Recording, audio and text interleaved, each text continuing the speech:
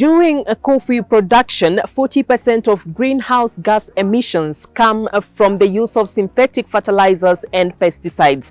Another 40% comes from the rotting of the cherry once the coffee bean is removed.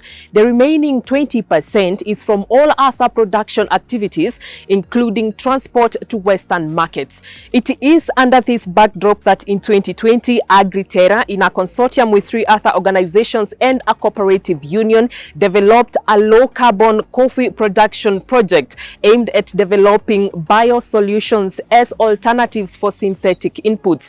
Sustainable Inclusive Business visited Kipkelion coffee mill to understand how the project is supporting over 7,000 smallholder coffee farmers in Kericho County to transition from traditional farming models to regenerative models.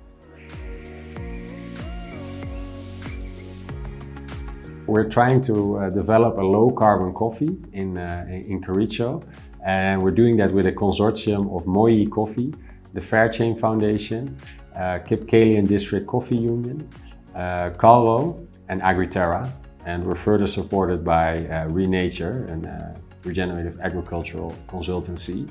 And the aim is to produce a coffee with the least amount of impact on the environment, and that also promotes biodiversity in the region where it is grown.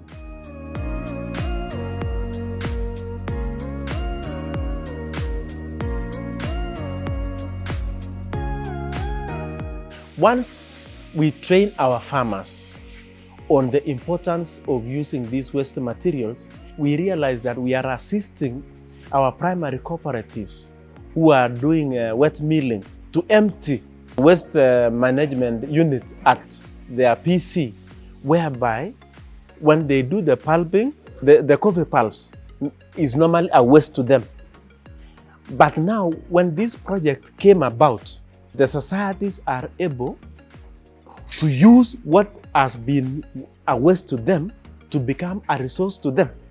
When research was done, we realized that this coffee pulp releases 20% of carbon into the air during pulping process, and this is what our farmers has been leaving them to rot in their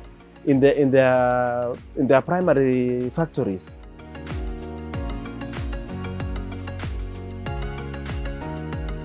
Since I started growing coffee, I've seen the benefit of the coffee plant.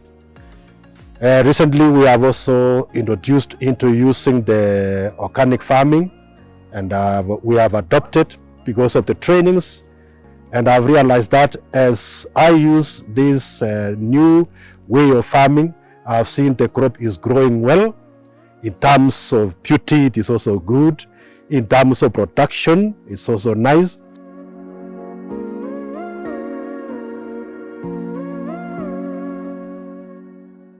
The aim of the project is to make these societies produce organically produced coffee in the most realistic cost. That is, the cost should be cheap compared to synthetic fertilizers, and also in the process they will be able to produce a specialty coffee that is organically produced, which will fetch higher prices in the market as compared to synthetic fertilizers. So in that connection, we shall be having 2 advantages here. The farmer will be reducing the cost of production in the farm, and at the same time, the farmer will be fetching a higher price. And the 2 factors will bring a higher profit to the farmer.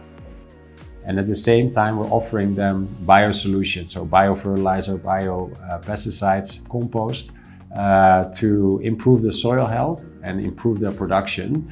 And we think the combination of those solutions and the lower cost of input will have a positive effect on the living income of the farmers. At the same time, we support them with implementing agroforestry models, which will make them more climate resilient, but also diversify their incomes and store more carbon while they're farming coffee.